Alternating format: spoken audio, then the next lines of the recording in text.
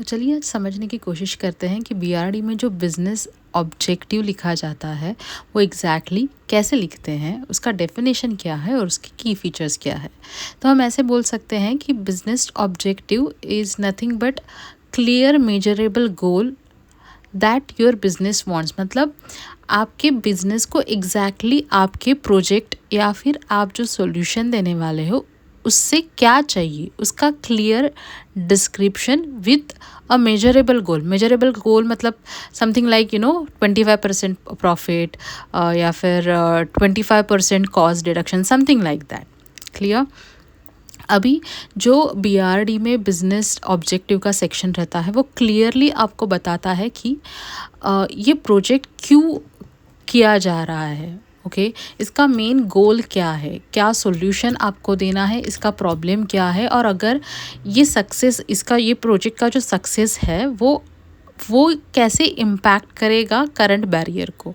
और always remember business objective max to max 4 to 5 lines के रहते हैं या फिर 1-2 लाइनर भी रहते हैं। ओके ऐसे कुछ बड़े बड़े पैराग्राफ्स नहीं रहते हैं। तो we can simply say that कि business objective sets the purpose and direction of your project before giving the entire detailed requirement of your project. Clear. Now key features क्या है बिजनेस ऑब्जेक्टिव के। तो सबसे पहले कि जो आपकी बिजनेस स्ट्रैटेजी है उसके साथ ये अलाइन होता है। और ऑलवेज रिमेंबर आपका जो बिजनेस ऑब्जेक्टिव है वो स्पेसिफिक, मेजरेबल, अचीवेबल, रेलिवेंट और टाइम बाउंड होना चाहिए।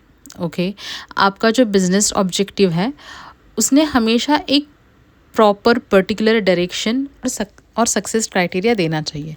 तो चलिए अब समझने की कोशिश करते हैं कि एग्जैक्टली ये जो बिज़नेस ऑब्जेक्टिव है वो कैसे लिखा जाता है। तो ऑलवेज रिमेंबर सबसे पहले आपको आपकी जो एक्शन है वो उससे बिज़नेस ऑब्जेक्टिव लिखना स्टार्ट करना है। तो कैसे कि लेट्स से कि इंक्रीज मतलब improve productivity, increase productivity, reduce cost.